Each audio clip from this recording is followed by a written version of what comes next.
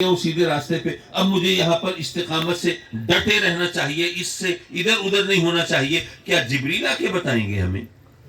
کیا وحی نازل ہوگی؟ کیا الہام ہوگا؟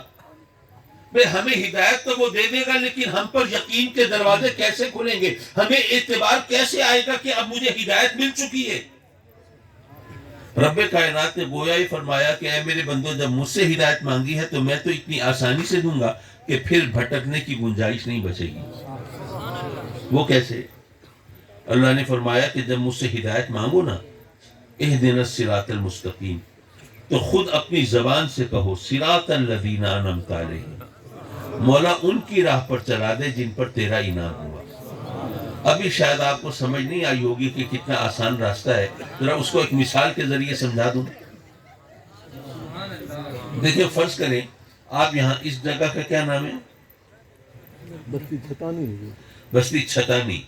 بستی چھتانی کے رہنے والے ہیں فرض کیجئے، اور آپ کا کوئی عزیز، کوئی دوست آ رہا ہے لاہور ایئرپورٹ پر کہیں باہر کے ملک سے، اور آپ نے اس کو ریسیو کرنا ہے. تو آپ کے پاس اپنی گاڑی ہے، اپنی سواری ہے، اپنا ڈرائیور ہے، آپ یہاں سے چلتے ہیں، لاہور پہنچتے ہیں. جب لاہور شہر میں انٹر ہوتے ہیں، گاڑی کھڑی کرتے ہیں اور کسی سے پوچھتے ہیں کہ بھائی ہم بستی چھتانی سے جو کوئی 400-450 کلومیٹر کے فاصلے پہ ہے وہاں سے آئے ہیں، تو بھائی ہمیں ذرا ایئرپورٹ کا راستہ بتا دو. ان لوگوں نے سوچا کہ یار یہ اتنی دور سے آئے ہیں تو ان کو ذرا صحیح طرح راستہ بتا دیں پوری تفصیل سے، تاکہ ان کو بھٹکنے کی گنجائش نہ بچے. انہوں نے آپ کو پوری تفصیل سے بتانا شروع کیا کہ دیکھو بھائی، سامنے راؤنڈ اباؤٹ نظر آ رہا ہے، اس سے سیدھے ہاتھ پہ مڑ جانا. آگے ایک فلائی اوور آئے گا، اس کے نیچے سے گزر جانا. آگے ایک چوک آئے گا، اس سے فلاں سڑک نکل رہی ہوگی، اس سڑک پہ چڑھ جانا. آگے پھر ایک راؤنڈ اباؤٹ آئے گا، اس سے سیدھے گزر جانا. پھر ایک فلائی اوور آئے گا، اس کے اوپر سے گزر جانا. آپ سن کے حیران پریشان. میں بھائی بستی چھتانی سے آیا ہوں، وہاں فلائی اوور نہیں ہے، وہاں راؤنڈ اباؤٹ بھی نہیں ہے، اتنے چوک بھی نہیں ہے، اتنی سڑکیں بھی نہیں ہیں، اتنی گاڑیاں بھی نہیں ہیں، اتنی ٹریفک کا ہجوم بھی نہیں ہے. بھائی میں اتنے 400-500 کلومیٹر سے چلا آیا ہوں، اب 10-20 کلومیٹر کی بات رہ گئی ہے، خدا کے واسطے مجھے ایئرپورٹ تک پہنچا دو. آپ کی پریشانی دیکھ کے ایک بندہ آیا آپ کے پاس، بہت پریشان ہو، ایئرپورٹ جانا ہے.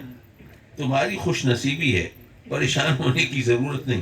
اتفاق سے میں بھی ایئرپورٹ جا رہا ہوں، تو ایسا کرو اپنی گاڑی میری گاڑی کے پیچھے لگا لو، سیدھے ایئرپورٹ پہنچ جائیں گے. راؤنڈ اباؤٹ سے سیدھا جانا ہے یا کہیں مڑنا ہے سوچنے کی ضرورت نہیں. فلائی اوور کے اوپر سے گزرنا ہے یا نیچے سے، استخارے کی حاجت نہیں. کون سی سڑک پہ جانا ہے، سڑکوں کے نام کھڑے ہو کے پڑھنے کی بھی کوئی تک نہیں. جگہ جگہ رک کے لوگوں سے راستہ پوچھنے کی بھی کوئی گنجائش نہیں. بس اتنا کرنا، اپنی گاڑی میری گاڑی کے پیچھے رکھنا، ادھر ادھر مت ہو جانا، سیدھے ایئرپورٹ پہنچ جائیں گے. یارو اس سے آسان راستہ ہے کوئی؟ اللہ نے بھی فرمایا کہ اے میرے بندو، تمہیں ہدایت چاہیے نا، تمہیں کیا پتہ ہدایت کا راستہ کون سا ہے؟ یہاں برگلانے بہکانے والے بھی ہیں، قرآن پڑھ پڑھ کے تمہیں غلط راستہ دکھانے والے بھی ہیں. تو ایسا کرو، میرے جو انعام یافتہ بندے ہیں نا، ان کے پیچھے چل پڑو، تمہیں بھی ہدایت مل جائے گی. آپ کہیں گے کہ ہاں بھائی، مسئلہ تو کافی حد تک حل ہو گیا، لیکن ابھی ایک اور مشکل ہے. اللہ نے فرمایا میرے انعام یافتہ بندوں کے پیچھے چلو گے تو ہدایت ملے گی، صراط الذین انعمت علیہم. لیکن یہ فیصلہ کون کرے گا کہ اللہ کے انعام یافتہ بندے کون ہیں؟ یہاں تو ہر ایک بابن گز کا ہے. ہمارا زمیندار کہتا ہے کہ مجھ پر بڑا انعام ہے، ورنہ میری اتنی اچھی فصل کیسے ہوتی. دکاندار کہتا ہے نہیں، انعام تو مجھ پر ہے، ورنہ اتنی سیل، اتنی بکری کیسے ہوتی اس مہنگائی کے زمانے میں. صنعت کار کہتا ہے کہ انعام تو مجھ پہ ہے، ورنہ 1 کی 10 فیکٹریاں کیسے لگتی. ماشاءاللہ سیاستدان بھی کہتے ہیں کہ اگر ہم پہ انعام نہ ہوتا، الیکشن میں کامیاب کیسے ہوتے اور حکومت کیسے ملتی. مولا یہاں تو ہر ایک کا دعویٰ یہ ہے کہ وہی انعام یافتہ ہے، تو اب ہم کیا کریں، کس کے پیچھے چلیں؟ اللہ نے گویا ہی فرمایا کہ اے میرے بندو، یہ مسئلہ ہے ہدایت اور گمراہی کا، بلکہ یہ مسئلہ ہے ایمان اور کفر کا، بلکہ یوں کہو کہ یہ مسئلہ ہے زندگی اور موت کا. تو میں تمہاری ثوابدید پہ نہیں چھوڑتا کہ تم وہ جناب تکے لگاتے رہو کون ہے ہدایت یافتہ، انعام یافتہ. نہیں، یہ میں مسئلہ خود قرآن میں حل کر دیتا ہوں، میرے انعام یافتہ بندے کون ہیں. قرآن کی تفسیر خود قرآن کر رہا ہو، اس سے بہتر تفسیر تو ممکن نہیں. یہاں ہمیں حکم دیا کہ ہم اس کی بارگاہ میں عرض کریں صراط الذین انعمت علیہم، حالانکہ ہمیں سوچنا چاہیے ہم اللہ کو بتائیں گے مولا سیدھا راستہ کون سا ہے، جن پر تیرا انعام ہوا مولا ان کے راستے پہ چلا دے. کہ اللہ کو نہیں پتا سیدھا راستہ کون سا ہے؟ وہ خالق ہے سیدھے راستے کا. پتا چلا کہ ہم اللہ کو نہیں بتا رہے، اللہ کچھ ہمیں بتا رہا ہے، اس کو سمجھنے کی ضرورت ہے. اللہ نے فرمایا کہ میرے انعام یافتہ بندے کون ہیں، وہ میں خود قرآن میں بتاتا ہوں. وَمَن يُطِعِ اللَّهَ وَالرَّسُولَ فَأُولَٰئِكَ مَعَ الَّذِينَ أَنْعَمَ اللَّهُ عَلَيْهِمْ. جس نے اللہ اور اس کے رسول کی طاعت کی وہ ان کے ساتھ ہوں گے جن پر اللہ نے انعام فرمایا. اور اللہ نے انعام کن پر فرمایا؟ من النبیین والصدیقین والشہداء والصالحین. اللہ کے انعام یافتہ بندے نبی ہیں، صدیق، شہید اور صالحین ہیں. یہ اللہ کے انعام یافتہ بندے ہیں، ان کے پیچھے چلو گے تو ہدایت ملے گی. اچھا، نبی تو نبی ہے، اس کے بارے میں کسی غلط فہمی کی گنجائش نہیں. صدیق، شہید اور صالح، میں مانتا ہوں ان کے مراتب میں فرق ہے. علماء کرام اگر چاہیں گے تو آپ کو بیان بھی فرما دیں گے، لیکن میں اس لیے اس تفصیل میں نہیں جا رہا.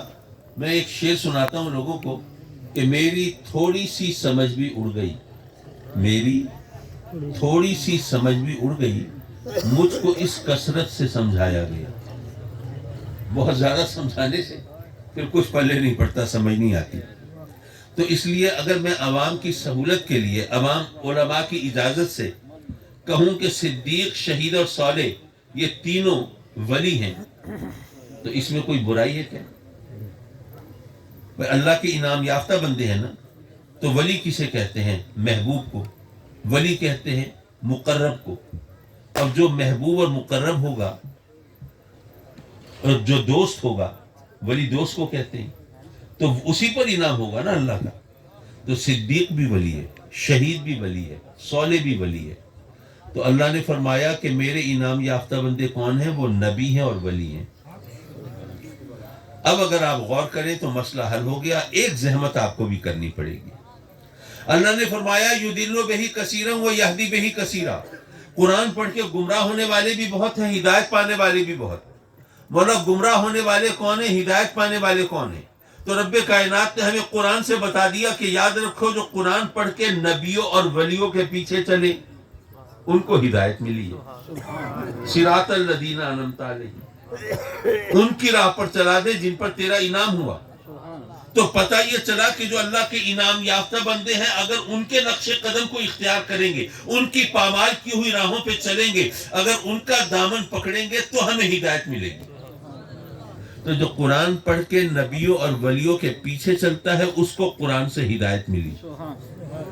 اور اے لوگوں ذرا تھوڑی زحمت تم کرو، یہ دیکھ لو مولوی ادھر بھی ہیں، مولوی ادھر بھی ہیں، قرآن یہ بھی پڑھتے ہیں، قرآن یہ بھی پڑھتے ہیں، حدیث یہ بھی پڑھتے ہیں، حدیث یہ بھی پڑھتے ہیں، نمازیں یہ بھی پڑھتے ہیں، نمازیں یہ بھی پڑھتے ہیں، یہ بھی باشرہ دکھائی دیتے ہیں، وہ بھی شریعت کے ٹھیکیدار نظر آتے ہیں. بس اتنا دیکھ لو کہ وہ کون ہیں جو قرآن پڑھ کے نبیوں اور ولیوں کے پیچھے چلتے ہیں، اور وہ کون ہیں جو قرآن پڑھ کے نبیوں اور ولیوں کے پیچھے پڑ جاتے ہیں.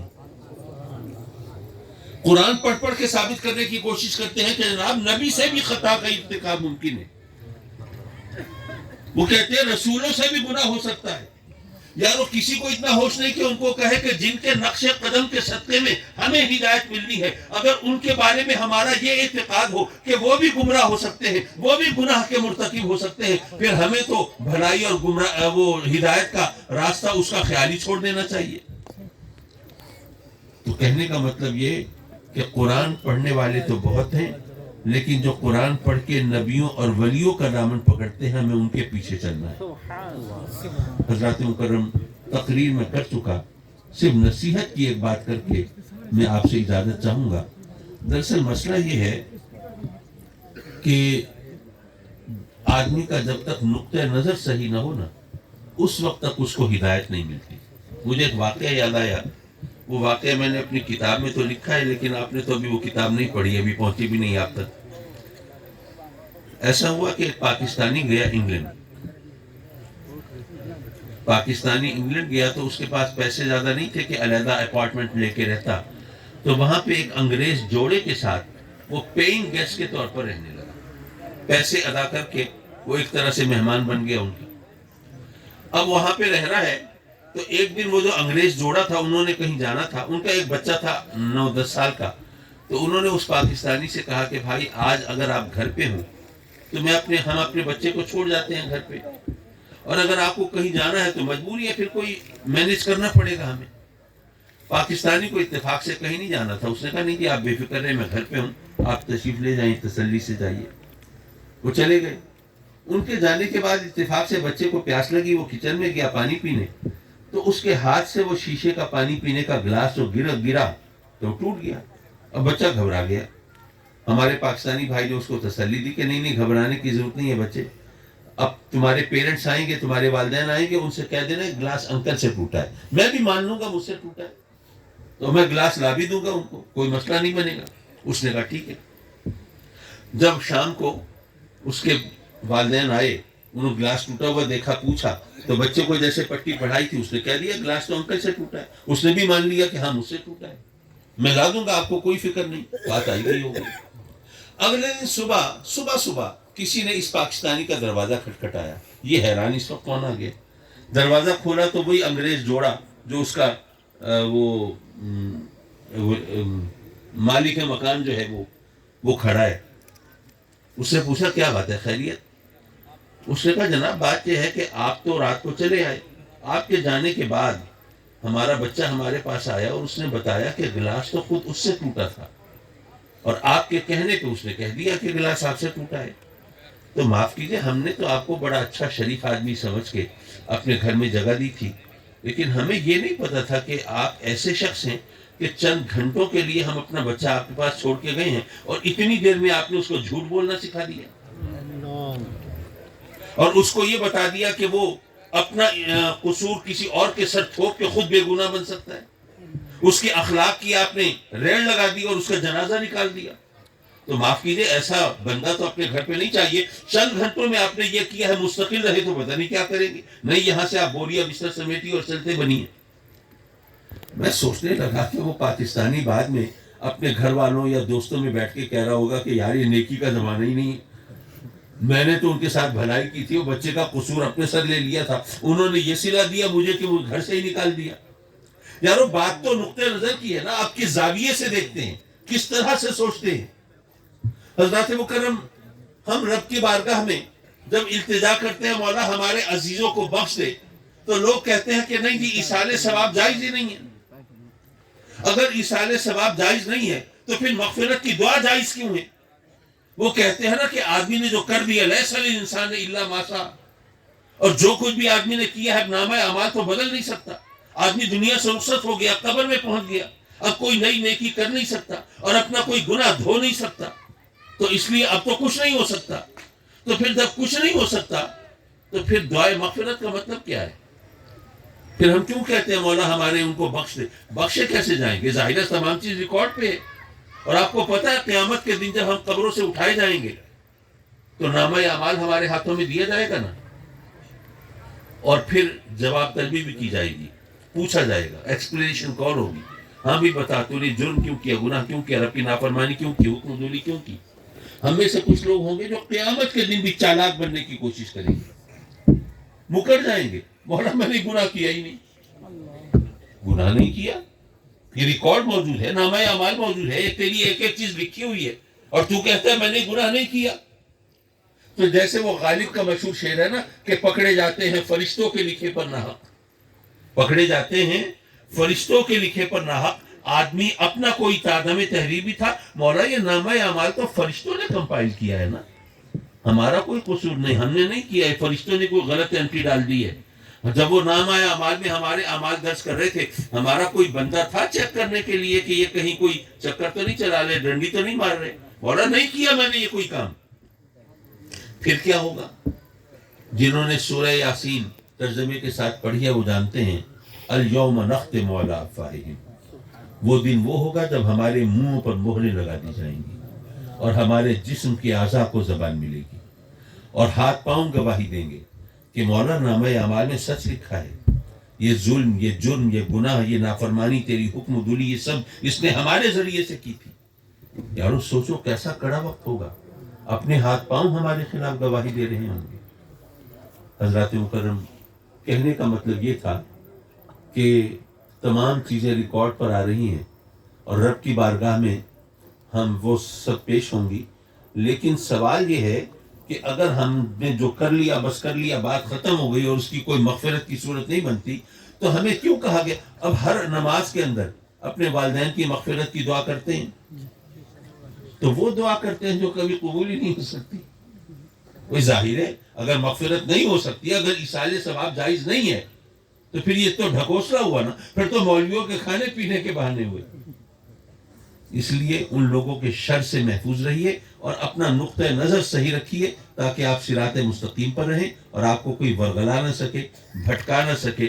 اور میں بھی رب کی بارگاہ میں التجا کرتا ہوں اپنے محترم جامع اجاز صاحب کے لیے، ان کے بزرگوں کے لیے، ان کے والد کے لیے، کہ رب کائنات اپنے کرم سے ان کی مغفرت فرمائے.